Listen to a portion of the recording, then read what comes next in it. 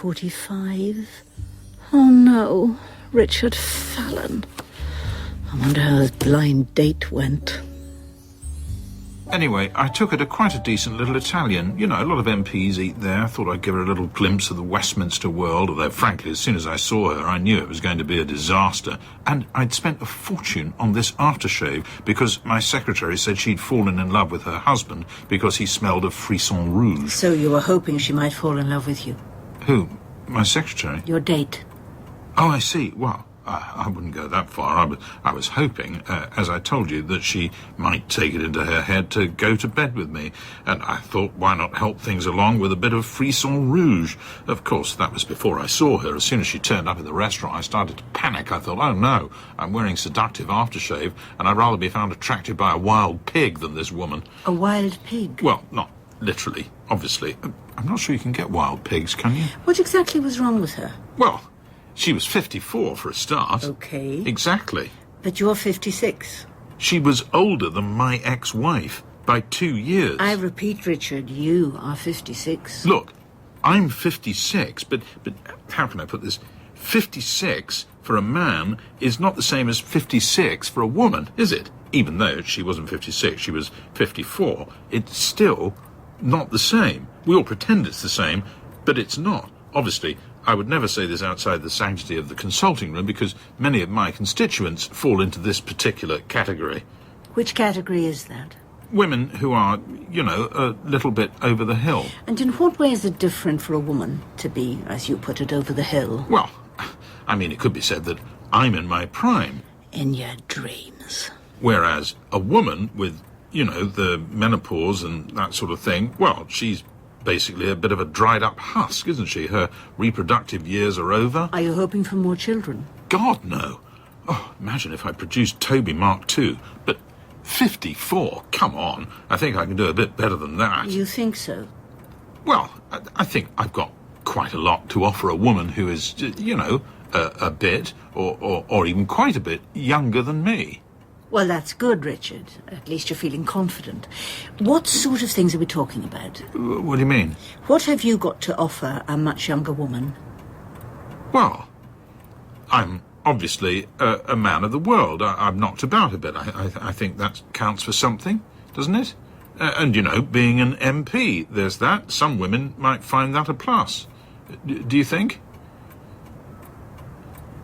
I've still got quite a lot of hair. That's definitely in my favour. And although there is, as I've mentioned before, an enormous fat person struggling to get out of my relatively normal-sized body, I think I've got him more or less in check, in the sense that he's not really apparent to the naked eye, although sometimes when I look in the mirror, I see him lurking there, looking for an opportunity to re-emerge and ruin my life. So then, I eat nothing but rice cakes, oranges and vodka for 3 weeks. God, it's dull. It's like eating wood-chip wallpaper, alleviated by the odd cocktail. Where was I? Oh, yes, the age thing. Look, I'm not talking about shacking up with a 25-year-old or anything. God, no, that would be obscene. Although, some 25-year-olds... But anyway, I'm talking about an attractive 40-year-old. Late 30s. Certainly no younger than early to mid-30s. Something like that. Anyway, on a more positive note, a younger, good-looking wife can be very useful in a professional sense. Nobody wants to see a cabinet minister married to someone who... how can I put this? You're not a cabinet minister. No, but if I was, and it's not beyond the realms of possibility, I was junior health spokesman at one time, as you may remember. Anyway, I wouldn't want a wife who looked significantly... who looked as old as... I wouldn't want... How old are you, by the way? Why? It's okay, I'm not trying to chat you up or anything. I'm 51. And very good you look on it, too. I mean, you would never get... I took you for much younger. Look, what I said about dried up husks, I obviously didn't mean women like you. I meant post-menopausal... Women like me.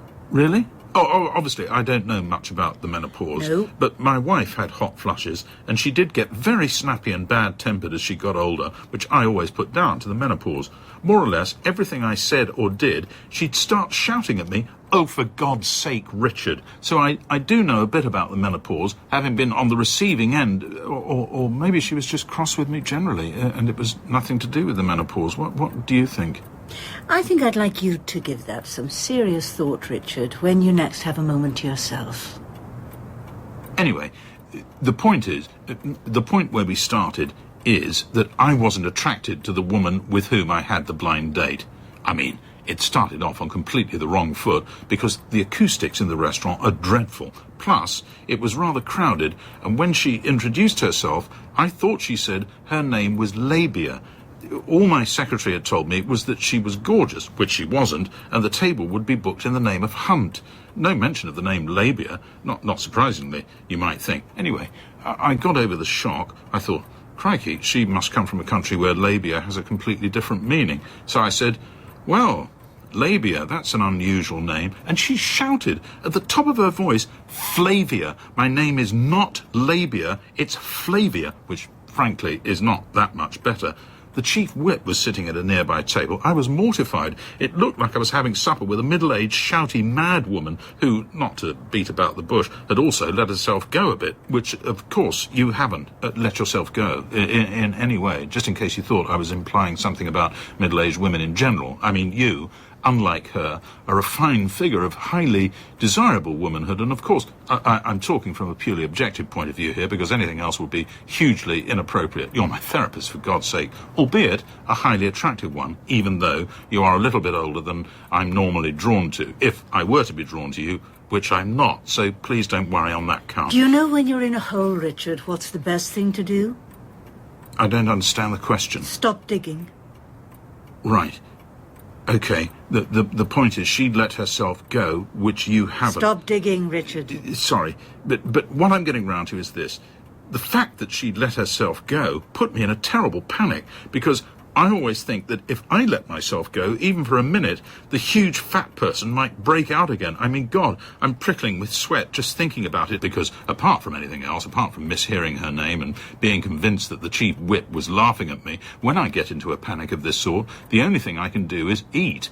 I ate not only my pasta carbonara, but also most of her bistecca alla Fiorentina, which I have to say was the most expensive thing on the menu. It would have fed a family of 4 for a week. So really, I was helping her out. She'd never have got through it on her own. Unfortunately, I also ate 3 baskets of bread, a plate of prosciutto, 2 portions of tiramisu, mine and hers, a slab of dolciolata, and a whole plate of those almond macaroon things, followed by a large brandy and all the after-dinner mince I could lay my hands on. Oh, and some breadsticks I spotted on the next table. By the end, I had to undo the top button of my trousers, at which point she said it had been a lovely evening, but she had to go home to wash her hair. I thought girls stopped saying that in about 1958, and it was only 9 o'clock.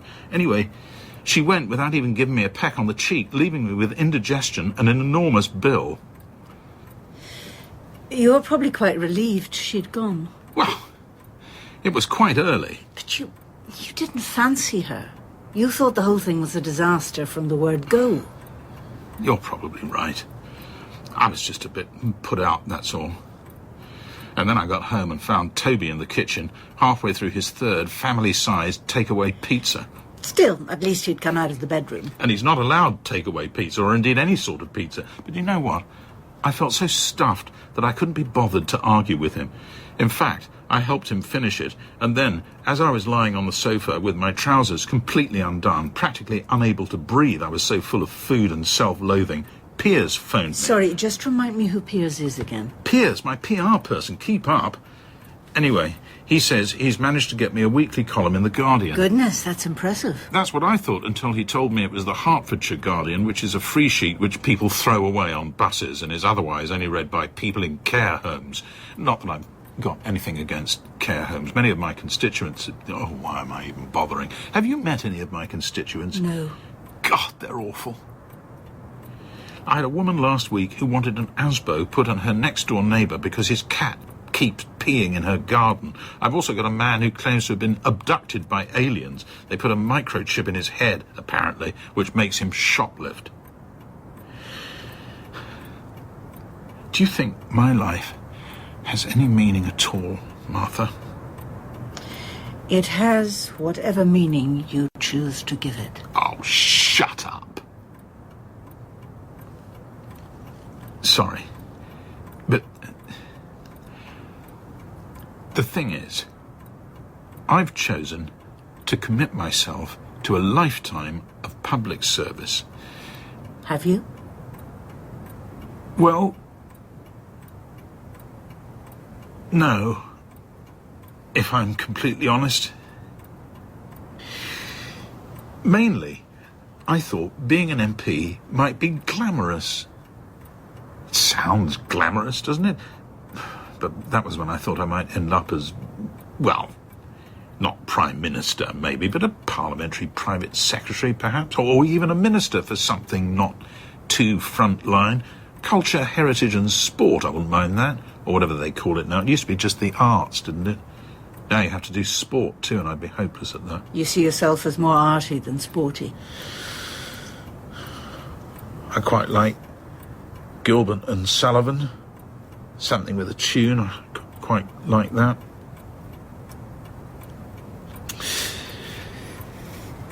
Apparently, when I die, because I've been an MP, I'll get an obituary in the broadsheets. So that's something, I suppose. Of course, I'll be dead, so it'll make absolutely no difference to me one way or the other. I mean, ideally, what I'd like is a bit of recognition while I'm still actually breathing. That's all I want, really. Is that too much to ask? Piers is trying to get me on a new radio quiz programme about cookery. I didn't know you were interested in cookery. I'm not really, but how difficult can it be? Just read a few recipe books. It's not as if it's quantum mechanics. I thought I might do rather well on radio. I've got quite a nice voice. It's either that or shoot myself. I'm afraid that's all we've got time for this week, Richard. I'm not really going to shoot myself, don't worry. That's good. I'll just take a tissue, can I? Of course. Take as many as you like. Thanks.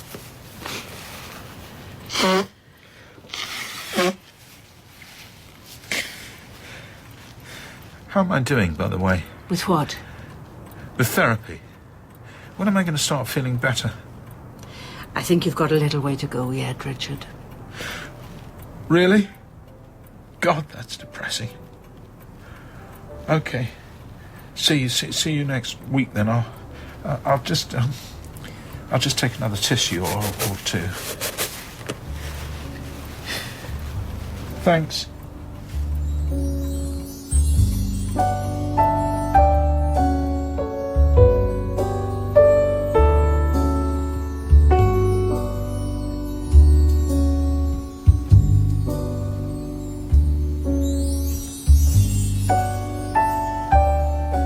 In How Does That Make You Feel by Sheila Stevenson, Martha was played by Frances Tumulty and Richard Fallon MP by Roger Allam.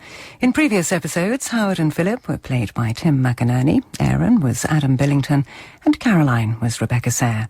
How Does That Make You Feel was directed in Belfast by Owen O'Callaghan.